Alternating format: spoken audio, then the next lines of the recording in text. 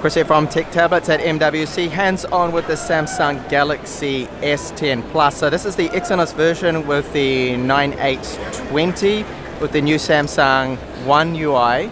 I think some of the icon set looks were definitely different. A little bit ugly, some of these icons, but of course you can customize and change that. The overall build of the phone, it does feel really good.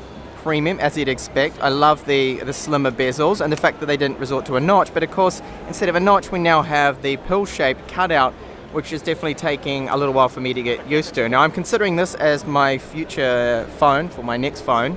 If we go into the settings menu here, then you can see at the top that pill, it definitely stands out. It does bother me, so the Samsung Galaxy S10 is probably a little bit better option for those that are a little bit concerned about that.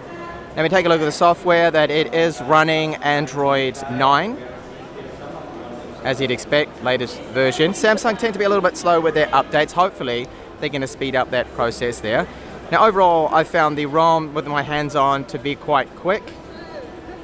But you did see before that when I swiped up, I have even seen micro stuttering there. So maybe that's down to just optimization with this.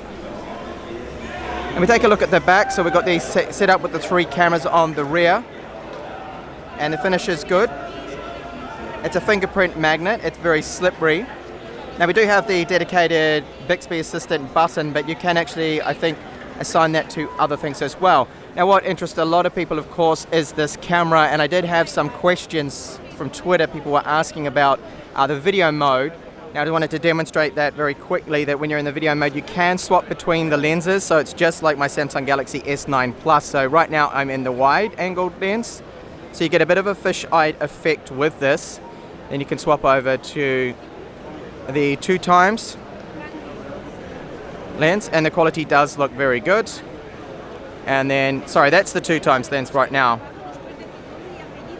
So you're able to do that, and the Pro settings, just go into that very quickly now.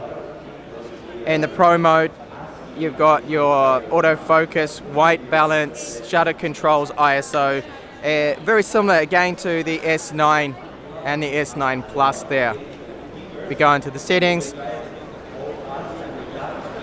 menu, you've got various different camera optimization settings there. So it does look very nice, this phone, and it is selling for about 1,000 euros here in Spain, so it is a premium phone with a premium price tag, and I'm definitely considering this one to be my next phone. Of course, the increased battery capacity is what really interests me now, the fact that they're 4,100 milliamp hours. It should last a lot longer than my Samsung Galaxy S9. Thank you so much for watching this video, and please do subscribe for more MWC coverage from me. Bye for now.